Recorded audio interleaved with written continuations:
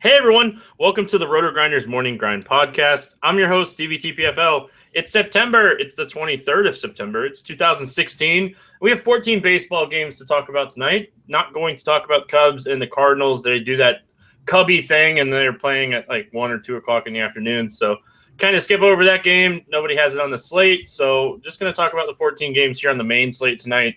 Really interesting night as far as pitching goes. We don't have the Scherzers or the Kershaws or the Bumgarners. So this mid-tier value range is something that I feel like I'm really good at identifying. So I think this is a good slate for me. So we'll see how it kind of plays out. Siege, how you doing, my friend? Yeah, just coming back from watching my Patriots just somehow like completely destroy the Texans with our third-string quarterback. Like that part's exciting. This team is really good. They're better than I even realized I thought they were. Like, they're just really, really good. If you played Will Fuller on my recommendation, mea culpa, my bad, just didn't work out. There's times where you're just wrong and just things didn't work out game flow-wise. This one I was just wrong on, and we'll go back to the well maybe in week 4. But, this one I was just totally wrong on.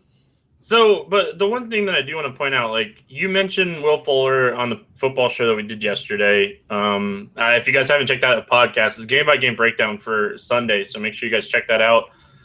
You mentioned him, and you said you were going to play him heavy. We're talking before the show. You're like 95% Fuller. So, like, at least you recommended the guy, and you said that he was a great play, and you almost went in. So, like, as much as people want to be mad that it didn't work out, at least you're like standing behind your pick and playing him in a lot of your lineups. Oh yeah, of course. I do that with every pick. But Malcolm Butler was just way better than I thought he would. The route tree I thought he was going to run was different. I just was totally wrong on the situation. But I say this only because I'm going to double down on my research, because I think at Tennessee, if the price stays at home versus Tennessee, if the price stays close to the same, we might be hearing similar Will Fuller love in 6 days. All right, well, let's talk some baseball. We have the game 3 of the Team Donkey against Team Crazy here. We're 0-2, Siege.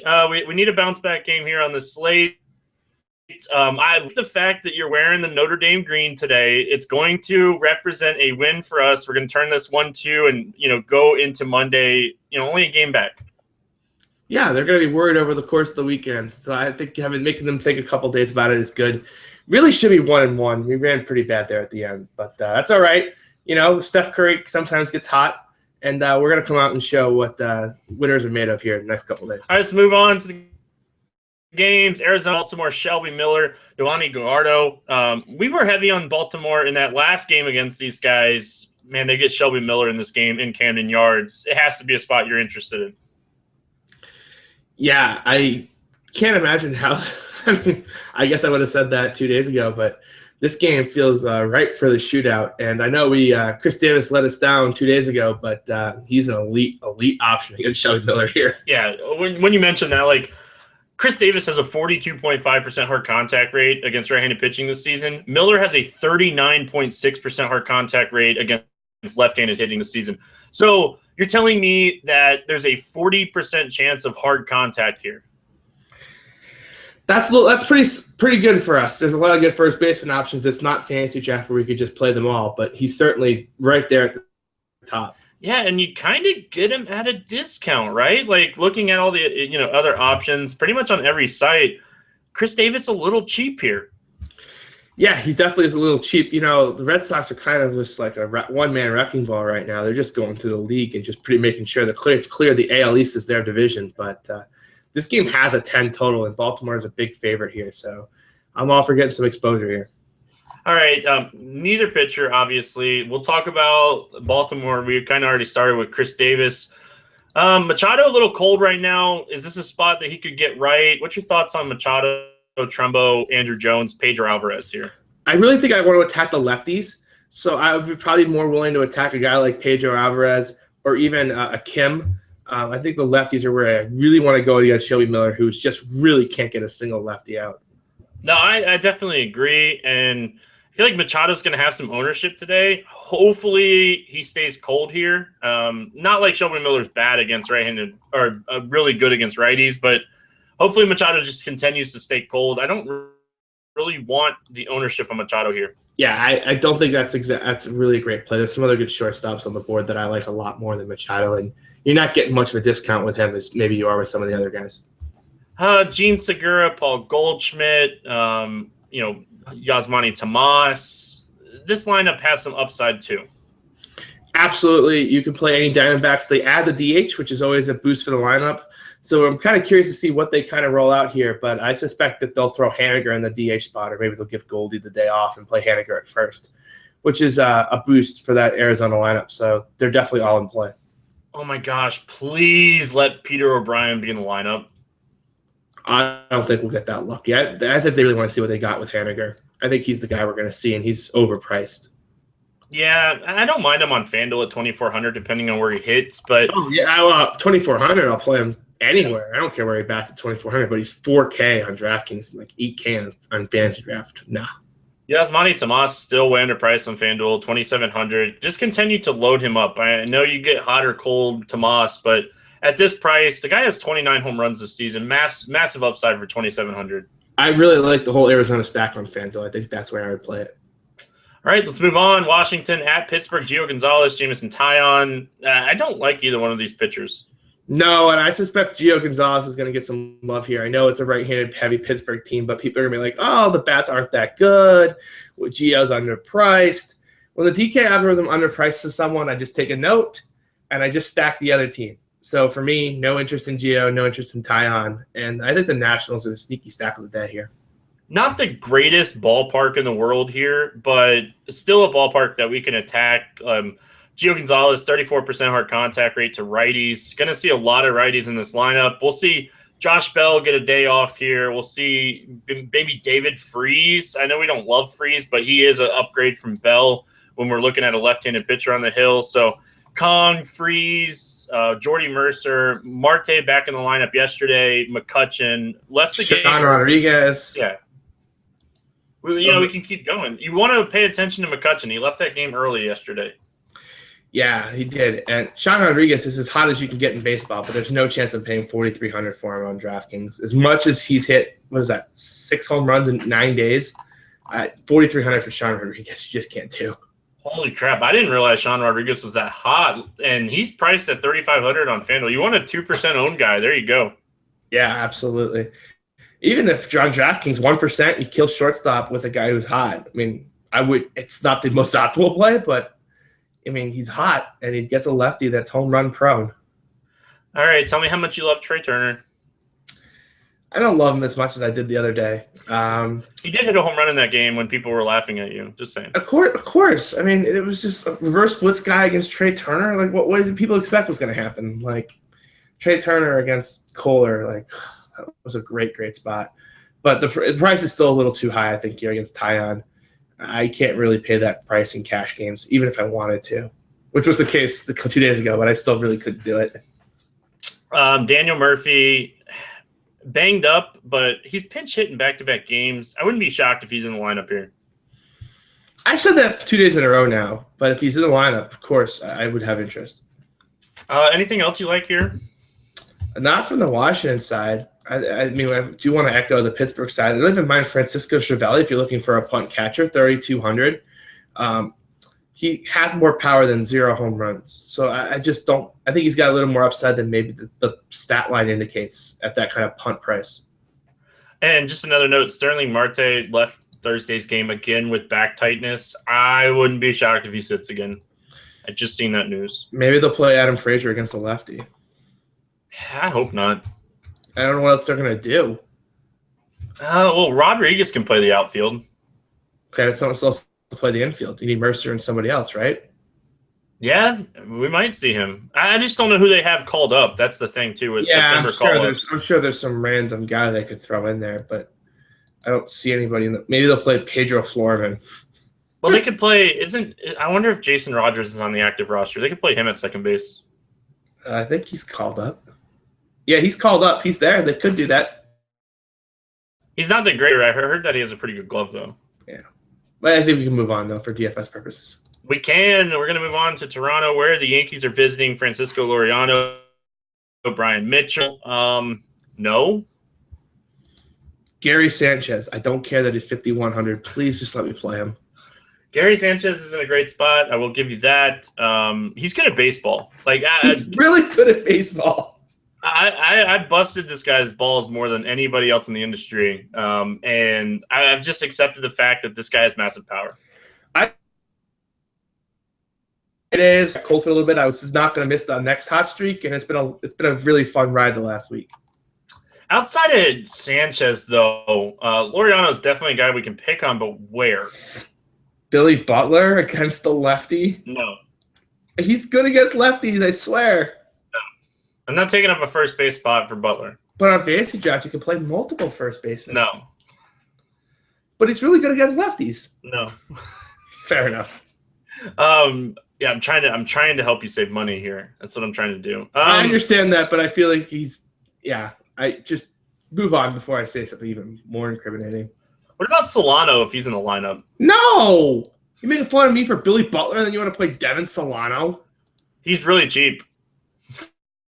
Come on, really? I'm just looking at the cheap options because really outside, nobody's. We don't have pitching to pay up for on this slate. What are you worried about cheap options for? You could be sneaky as Didi.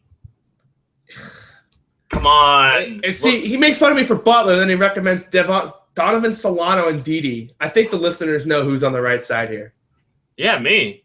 Yeah, right. Pull up Didi's stats against lefties and look at Laureano's stats against lefties. I don't care. Let me pull up Billy Butler's stats against lefties. Nobody on the Yankees has a higher WOBA against lefties this season more than Didi, and he has the lowest strikeout rate for the Yankees against lefties. Just saying. And that's really – Billy Butler hasn't been on the Yankees that long. He probably doesn't qualify. Billy Butler this season against left-handed pitching has 329 WOBA. Didi has a 347 WOBA. Billy Butler's ISO 142, 28.7% hard contact rate. Doesn't strike out a lot as we've seen with the Royals over the last couple of years, but no. It's a career low 28%. He hasn't been below 36% since 2011. So, what do you think this year? That's what I'm trying to get at. And he has 2 home runs against lefties this season. And Didi has one 3. of them's with the Yankees. He got like in the last day or two. Didi has 3. Butler has 2. Sanchez in a third of the at-bats has 5. Yeah, well, that's why Gary Sanchez is the GOAT. There's no denying that. We've spent way too much time on the Yankees. Looking at the Blue Jays side here against Brian Mitchell, power bats here. Oh, I don't know if I really want to do that. Ground ball guy. I don't know if I really want to do that. And we're paying top price for the Blue Jays. I think I would rather pay top price for another team. Yeah, I get it. But E5, man, come on, this guy. Whew. Yeah, when he's hot, he's hot. If you don't think hot streaks are real, just look at Edwin Encarnacion for evidence. And when we look at Mitchell, he does give up a lot of hard contact in 52 now innings over the last 3 years with the Yankees, 33%. That he does. So I don't hate E5. He would probably be the one-off guy that I would look at here. Acceptable. All right, let's move on. Kansas City at Detroit. Danny Duffy, Michael Fuller. Ian Kinsler still dealing with a concussion, doing baseball activities. Kind of have to see where he's at here going into this game. Yeah. Danny Duffy, though, hasn't had much success against Detroit this year, so I don't think he's in play. And on the other side, Michael Fulmer, this isn't a good spot for him either. So, again, this is kind of another pitching pass for me. I don't really love the hitters here outside of, guys like James McCann where you can punt and get the catcher upside. I kind of don't mind Salvador Perez at 3,100. I know that's a sore subject, but. God, yeah, sore subject indeed. I just think this is kind of a pass. I just don't see a lot of upside here. Maybe some solid cash game plays if they're cheap, but I don't know. It's kind of a pass game for me. Jose Iglesias 2,400 if he bats second. Stop. Yeah, I could see that. What about Eric Hosmer on Fantasy Draft at 6,400? You recommend Eric Hosmer on Fantasy Draft every freaking day. We're going to need an intervention for you. Why? He puts up points every day. Why would we need a lot of people put up points every day. He just doesn't put up a lot of points. Oh, I disagree with that. Well, he scored exactly 13 or more fantasy points in his last 10 0 times. 0. Oh, FanDuel double digits in like 7 or 8 games this month. Notice how he switches over to FanDuel scoring to make you think that it's better than it actually is. I don't mind Hosmer at this price. You can play multiple first basemen in this price range. It's going to be tough to find somebody as good as him. I think we'll find players that are better than him. Probably. Yeah, let's move on. We don't need to talk about that game. Another game that's really interesting, Atlanta at Miami. Matt Whistler against Andrew Cashner. The Atlanta Braves might be the hottest team in baseball. Yeah, and you know who's not good at pitching? Andrew Cashner. That is the correct answer. He is not very good at pitching, and we can play Freddie Freeman in this spot. He's so expensive. I don't really care. I really don't care. I know you don't care, but man, you want to talk about expensive, like he's batting 300 with 32 home runs and an OPS of almost 1. He's freaking Chris Davis 2.0 that nobody ever rosters, and he just crushes every day. He's the same price as like David Ortiz. You see how I went straight for your homerness right there? You went straight for the heart, but it's Chris Archer too. Oh. You like what I did there, right? Like straight to it. You went right to the heart, and you knew there was a BVP play too. That's cruel. That's so cruel, Stevie. What about Matt Kemp? This seems like a really good Matt Kemp spot. Cashner guy. You want to pick on Cashner here. I know it's a good ballpark for pitchers, but this is a good spot. I'm not paying $4,500 for Matt Kemp on DraftKings. It's just not happening. Yeah, he's expensive. You know who's really cheap in this game that everybody should have in their cash games on FanDuel? Come on, I'll let you guess. Nick Markakis? No. Other side of the game. Other side of the game. D. Gordon's still cheap? Like, right? You put him in your cash lineup at $2,500 every day, right? Yeah, absolutely. Yeah, it's just that's way too cheap. I want to pick on this game. I really do, but I'm having a tough time trying to get my exposure. I like Yelich as well. I think he's in a great spot here too. Yeah, he absolutely is. It's a tough game. Like you really want some lefties against Whistler. He gives up a ton of hard contact to lefties. So like Yelich, D. Gordon, Bohr might be an interesting play here. Dietrich, like it's just they don't excite me. They're good plays. They just don't excite me. I think that's a very fair statement. I'm trying to see what Bohr's price is on Fantasy Draft. No. 6,300 is cheap. I like Bohr more than I like Eric Hosmer. Fine. It's Matt Whistler, man. You can't argue that too much. I'm really not. Just trying to move on. Boston at Tampa then. Chris Archer, Drew Pomerantz. Last time Pomerantz was in Tampa, he had an excellent game. He did. It was like one of those day games. It was a random slate where I thought fading was a good idea. That didn't work out very well. And this Tampa lineup is just so bad right now. I'm totally going to go to this game tonight, just so you know. I just realized this is in Tampa. Here's my concern. Drew Pomerantz has been struggling lately, and the DK algo knows all, and he's under 9K. Don't care. The one issue that I have is he's starting to see career high in innings, so that worries me. I'm gonna dig into it. And the home runs have been up too. 5 in his last 4. Hasn't had a start with 2 or less in his last 1 in his last. Like he hasn't. Last time he gave it 1 or less was mid-August. I don't know about this one. Strikeouts are down. The swinging strike rate is down. XFIP suggests that he's just and remember not pitching too, good. the Padres GM just got suspended a whole month because of this trade. Like, wow.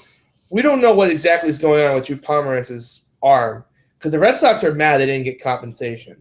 So, like, I don't know.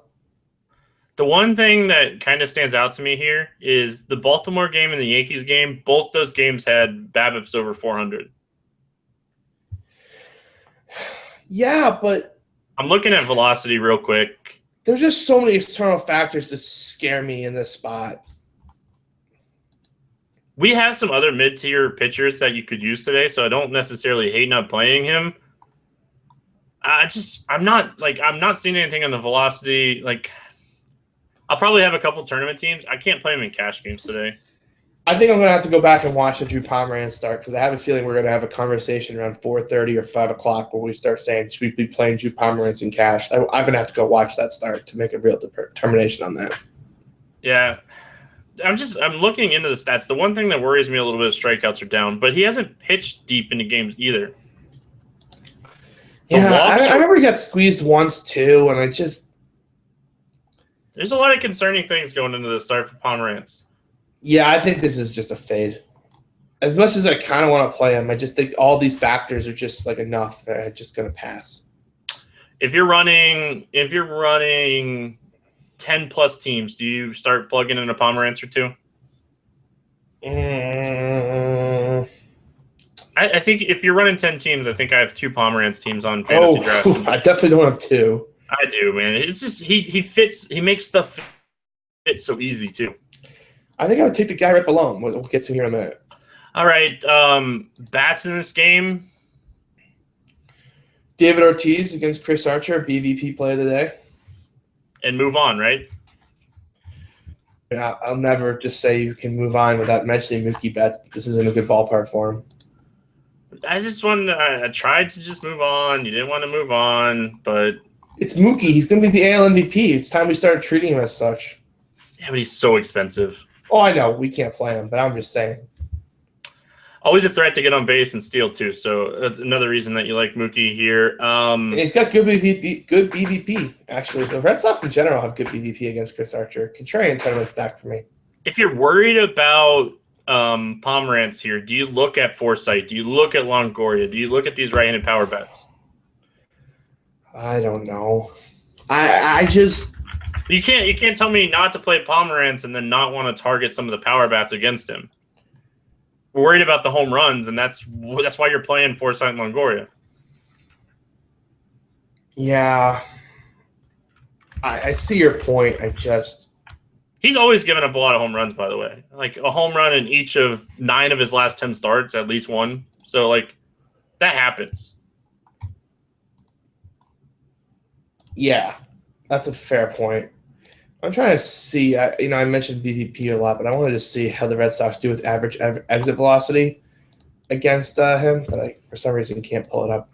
All right, let's move on. Philadelphia and New York. Gabriel Yona against Jeremy Hellickson. Hellickson really priced up today on Fantasy Draft and DraftKings, but you get him at a discount on FanDuel. What's your thoughts?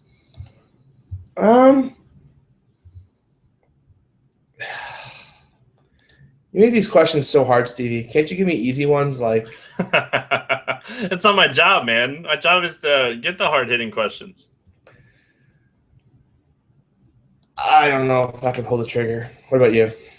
On FanDuel, yes. On Draft and DraftKings, no. Like, I want the discount. Yeah, that's fair. I think it also plays into what kind of lineup we see for the Mets, too. Hellickson, just amazing at righties. Amazing for Hellickson, anyway. A lot of soft contact, a lot of medium contact. Doesn't get hit really hard by righties, so it'll depend a lot on the lineup, too. If they roll out like 6 lefties against him, I'll probably have a little less interest. Yeah, I can't see paying 10-1 for him on DraftKings. I hadn't looked at the price. That price is just insane. FanDuel, I think he's fine. DK algorithm knows all, baby. It does know all, which is why you play him on FanDuel. Yona here, any interest? Not for me. I just want to make sure. We don't expect him to go too deep, right? 6 inning probably limit here. Yeah, he threw 4 2/3 in his last appearance. Some strikeout upside, but just Phillies are so pesky. I hate taking pitchers against Phillies and the Braves. I wouldn't mind playing Yona in your cash games if you're looking to try to get to 12 to 14 points. I think that's within range, but there's a ton of risk there and probably a risk you don't need to take here. Yeah, we don't have the Kershaw that we have to get into our lineup, though. No, exactly. It's probably the wrong slate. Chicago White Sox, Cleveland Indians, Trevor Bauer, Miguel Gonzalez. I feel like this is just another game that we're not looking at pitchers, right? Just tell me no when I say Trevor Bauer. No? You didn't say that very convincingly. Yeah, but don't the White Sox have like amazing VVP against him? Oh, that'd be I great. think I started. I could use a reason to get off him. That'd be some great reason to get off him. I think I started him earlier in the season against them, and he got shelled. Oh, I hope you're right. I would love a good reason to get off of him. Avila, Jose Abreu. No, the VVP is terrible. Yeah, dang it. I know. That's not good. I guess it's an interesting play. We expect him to get run support, right? Like, this is a good spot for... This is a great Indian spot. Again. Just want to keep pointing out again. Jose Ramirez's home road splits are just so intense that I like Jose Ramirez here. I love any lefty, and I like Rajai Davis as well in this spot. The old BVP machine there. Yeah. Anybody outside of Abreu that you like for the White Sox who's shown that he can power? Nope. All right, move on. Cincinnati at Milwaukee. Zach Davies, Anthony Desclafini. I think both these pitchers are interesting, but I hate the ballpark. Yeah, I think that's completely fair. I don't like the ballpark one bit here, but I think both pitchers at least have enough talent to be considered here, don't you? I really do, and the reason that I say that is the Milwaukee lineup the last few days has been really ugly. Let's be clear, we're not talking about on DraftKings or Fantasy Draft. We're talking FanDuel. Yeah, that's definitely more of a FanDuel play. You're not playing him at DeSclafani at 11-2. I don't care what that much. I don't care what the DK algorithm thinks it knows. He's not. You cannot play him at 11-2. Wow. Second most expensive pitcher on the slate. Man. It might know all, but that is an outlier. 24 points against Milwaukee earlier this season. That still doesn't really give you enough. No. Zach Davies, though, 7,400. I have a little more interest in Cincinnati. That is a pretty weak team, and he pitches pretty consistently. 12 or more in his last 5. I think this game is really interesting for pitchers. Like, you anytime we talk about Milwaukee and we start talking Cincinnati in Milwaukee, we're like, all right, what bats can we play? But I think both these pitchers are respectable. Yeah, I was just trying to pull up the total here real quick. 8.5 total, which is pretty low for these two teams. So I think Vegas, too, has a little respect for these guys. Watch that line. Yeah, that's a good thing about the Morning Grind podcast. You know, we're getting you the first look. Watch that line. If it starts moving down, start looking at these pitchers more. Yeah, by the line, he means total. You know what I meant. The listeners might not have. I knew what you meant, but they might not have. Yeah, it's been a long day. Bats in this game, I think you can look at Joey Votto, VR, Chris Carter, maybe. I love VR. Love me some VR, and I don't even mind Scooter, too. I changed my mind about Chris Carter, by the way. Why? Desclafini is really good against righties. Well, yeah, he's the guy that can't get any lefties out. That's why I just recommended VR and I recommended Scooter. Oh, if this lineup is right-handed heavy, man. You're not playing 11-2. No, Stevie. We're gonna have a discussion. We're not having a discussion. No. This is exactly the same conversation we had on Friday when we said you can't play Chris Sale at 14K. Exactly the same conversation. That is true. We definitely got lucky with that. You know, we didn't expect Chris Sale to get 1 point, but yeah. Yeah. Still wasn't worth 14K.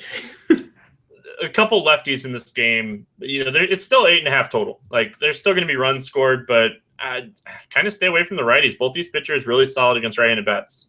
Agreed. LA heading to Houston, Angels, Astros, Doug Meyer. I don't have interest in Fister here, but I'm certainly not going to go out of my way to pick on him either. This is a spot where this is the game I think we win this head-to-head on right here. They're going to sack those Angels bats, and we just have to just fade Doug Fister against right-handed bats one more time, which is a great spot. Doug Fister, just to give you guys an idea, like Doug Fister, awful, right? His xFIP way higher than his ERA against righties. 0.53 home run per 9, a 53.1% ground ball rate with a 25% hard or soft contact rate, a 23.7% soft or hard contact rate. Like, this is the spot that Doug Fister's not in play by any means, but do not go heavy on Pujols and Trout, Cron. Like, Pujols or Trout's still the best hitter in baseball. This is not a good spot for him. The only guy you can play, and there's a narrative tier, too.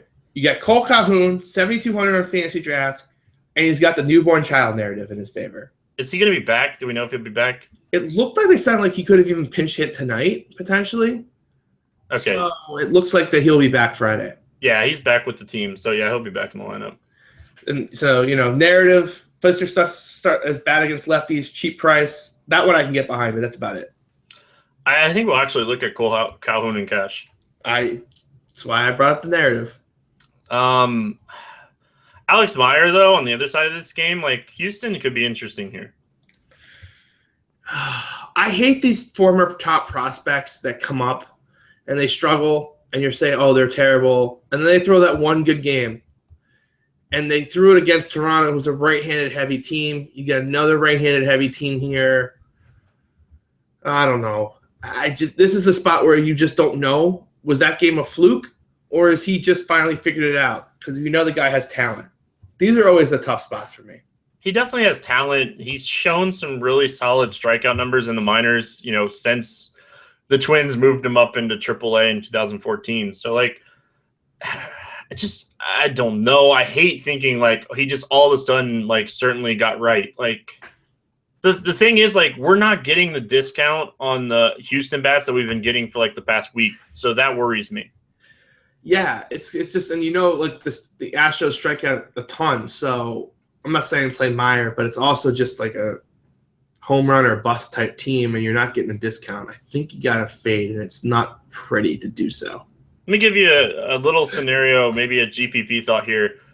If you want to do something that might be interesting, 3 entry max on DraftKings, stack Houston, play Meyer on the other team. You get 3 entries. Nobody's going to be doing that. I like that idea. Yeah, I'm not going to argue against that idea. But again, there's just no top-end pitcher that you really need to pay up for to get Meyer in your lineup, though. Yeah, but you could stack that Arizona-Baltimore game with Meyer as your pitcher and get all the big bats. Yeah, that's true. 3 entry max. It costs you $6. I just like the idea. No, I definitely like the idea. If there was a high-end pitcher, I think I'd like it a lot more. Well, you can play Descafini. I just wanted to tilt you one more time. Stevie. No. Seattle at Minnesota, James Paxton, Kyle Gibson. Is Paxton interesting here? Yes, he is. Outside of Brian Dozier, the GOAT, this is a good spot for Paxton. A lot of those right-handed bats for the Twins, they don't handle hard stuff from left-handed pitching really well. I like this spot for Mr. Paxton a lot here. A guy that I think is in consideration in all formats. And the Twins are coming off a doubleheader today as well, and I don't think Seattle even played today. I think they were in Minnesota. They were. So that's just a really good spot for the Mariners. I'm going to pull up something really quick because I think I noticed it when I was looking at Target Field, wind blowing in at 12 miles an hour, and it's going to be 65 degrees. I'm helping your case for Paxton. That's all I'm doing. I don't want to make the case too much. I know that Team Chalk is definitely going to listen to this podcast, so we can't give away. Listen to this podcast. Come on. Oh, I mean, they should. But everybody should listen to the podcast. If you don't like Paxton here, I don't mind Dozier and I don't mind Grossman, but I actually have interest in Paxton here.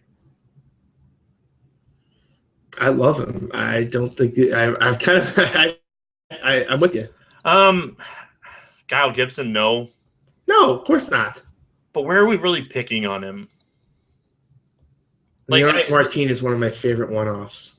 Yeah, I guess Cano's in play too. Cano's having that year that we expected last year. Yeah. Weather in Minnesota, we'll have to keep an eye on that. Yeah. I just don't love a lot here. You're paying you're paying the top prices for these bets. Yeah, I don't really think that's the most optimal of ideas. Texas at Oakland, Cole Hamels, Kendall Graveman. Lock him in. Cole Hamels is going to be in our cash lineup. Don't care what you say. Actually, you have the control of the lineup today. I was just thinking that too. I'm so glad I have control of this because I'm not fading Chris Davis BVP. 4 for 7 with 3 homers. No chance. Chris Davis in the lineup. Chris Davis is still sick. He needs another day off. Well, then we will reconsider Cole Hamels. I'm kidding. I obviously don't know if Davis is going to be in the lineup or not. I'm just hoping that he takes one more day off. I mean, we can't. We're Team BVP. We can't fade that BVP. I don't care that he's 4,700 in this spot. How do we fade? Regression. Progression. I love Cole Hamels here. I'm not disagreeing with you. I think outside of Chris Davis, it's a really good spot for him. The numbers look pretty good. But if he's in the lineup, you know me and Chris Davis, we go way back. I don't feel like doing it right now, but I want to see how many of those home runs were in Texas. Well, I guess we could find out eventually, but I'm doing it now. I'm curious. Yeah, I don't know how to pull that up that fast. You're way better at the internets than me. While you pull that up, I will talk about some other plays in this game. I think Texas against Kendall Graveman will be interesting for a lot of people, but I have no interest here. It's a big ballpark. It's not really a ballpark you want to attack hitters on. I think Kendall Graveman can kind of just it's kind of like a Doug Fister in this park. I don't have a lot of interest in Texas. I think this is kind of one of the better pitching games, sneaky pitching games of the day here. And the total here is, I can scroll down and find it really quickly. It's only 8, one of the lower totals on the day today. So Vegas, on board with the idea of this being kind of a pitching game. Did you find it, Stevie? I know he has one in Texas on the 16th, just like a week ago. I was going to say, I remember playing Chris Davis against Cole Hamels very recently and it working out. It looks like another one of them. It looks like another one in June was in Oakland, so that's what it looks like. Oh, so he's got 2 this year. It's all recent BVP. Oh, you know how I like the recent BVP. 517. Hold on. I'm really looking into this because now I'm super curious. 517. Yeah, Chris Davis had 3 home runs in that game, and one of them was off Hamels in that game. Oh, that's right. That was the day he won me all the money with the 3 home run day. Yeah, we're not fading him. Sorry. If Team Chalk wants to go ahead and block him, go ahead. What's his price, though? I don't care. Don't care. It's expensive. Don't care. Oh, God. 40 home runs in the season, my man. 40 home runs, 99 RBIs. I kid. We could probably fade him, but boy, we faded Jed Jerko with BVP the other day. How'd that work out for us? Yeah, we knew they were going to play him, too. And Chris Davis is also just mashing the ball right now, too. But he's sick. He's going to take another day off. Just give me one more another day off. We'll be on Hamels. No doubt about that. Graveman, not great, not bad. Doesn't get shelled. Like, temper your expectation with the Texas bats here. I think you can look at the top of the order if they're still cheap. Carlos Gomez has been really cheap. I'm trying to pull up his price real quick. It's pretty cheap again here, too. It is $3,800. Beltran, $3,700. Ian Desmond, $3,700. Just got a lot more interest in the Texas bats, to be honest. Don't do it, Stevie. It's a trap. Not saying that I'm going to stack them. I just think they're more interesting. It's the Admiral Akbar trap of the day.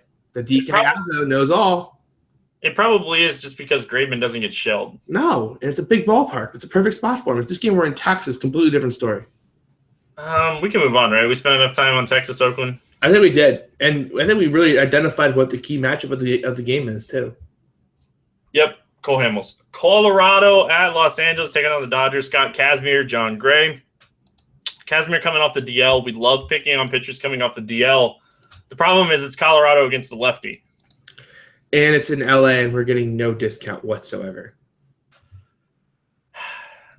John Gray, though, is he an interesting play here?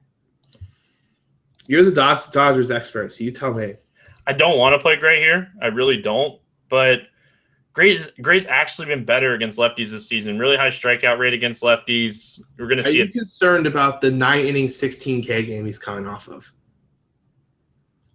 113 pitches.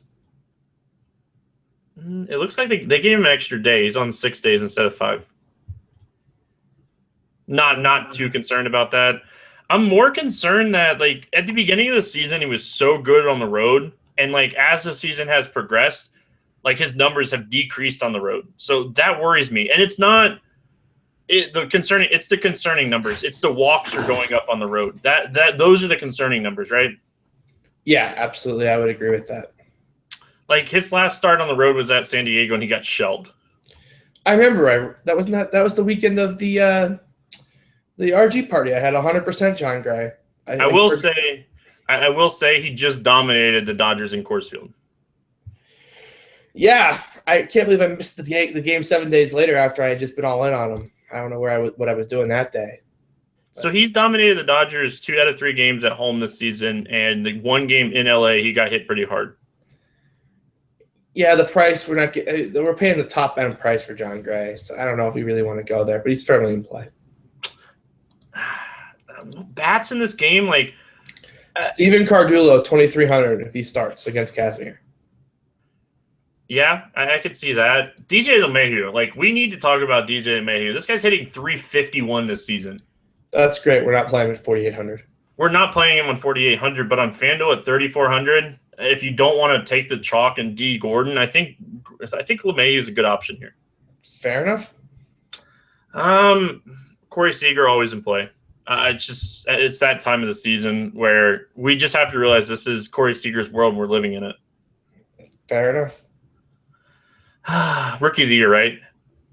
I would think so. You would hope so. NL Rookie of the Year. Giants at San Diego. Edwin Jackson against Albert Suarez. This is really happening tonight, just so you know. Okay. The problem is that everyone's priced to the nose. I just wanted to point out that it's Edwin Jackson against Albert Suarez. And one of these teams is in the playoff hunt. And good luck knowing which one it actually is with those names. Yeah. You mentioned the bats being so expensive. They're expensive. Like every site that I've looked at, they're expensive. Yeah, and that's a bad ballpark for hitting. I think this game's a total write-off. No, not a total write-off. Come on, you got to give me. It's Friday and it's Shimp Day. No, he's awful.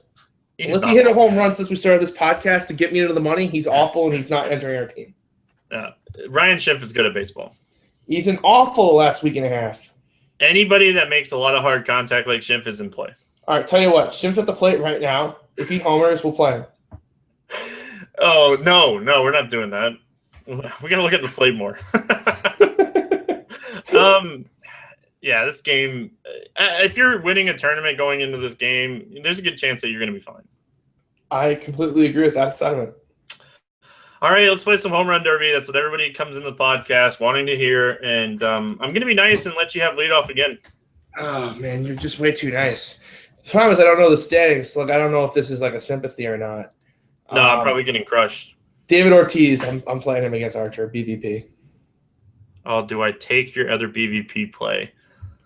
After you talked about him for like 5 minutes, do I take Crush Davis?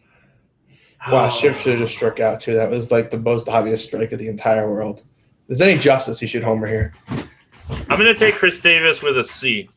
All right, well, I'm taking Chris Davis with a K then. I figured. If he's in the lineup. If he's not in the lineup, can I get a provisional? No. Come on. Do you know how many times I've missed out on people not being in the lineup this year? No. Well, fine, then I'm not taking him. I can't take that risk. That's just because you know the regression's coming and we're going to play No, him. it's not. It's because he might be out. I have no indication that he's actually going to play, so I can't take him as much as I want to. I'm going to take another guy you made fun of. Oh, that's a little too chalky, I guess. I want to play him anyways, though. Give me Freddie Freeman. Whatever, I'll play chalk. Fine. I'll give you Freeman. I'm going to stick to the Baltimore Bats. I'm going to go Pedro Alvarez. Yeah, I'm going to have to go with Contrarian here with my final pick. I've been way too chalky with these first two picks, and it kind of just makes me feel uneasy at all times anytime I start playing chalk guys. And it's a single for Ship. That's not going to get it done, though. I'm going to take your boy, actually. I'm going to take Jose Ramirez. Interesting. That's probably like the last person I would take for home run derby. So he's definitely definitely going to homer in this spot at home. He's going to bang one out now just because I said that. He's 7 home runs at home and 270 at bats. I believe in the guy. It's Gary Sanchez. I said it's contrarian. It's Gary Sanchez's world, and we're just living in it. Yeah, it is Gary Sanchez's world. I'm just going to lock that in on the home run derby every day for the rest of the year.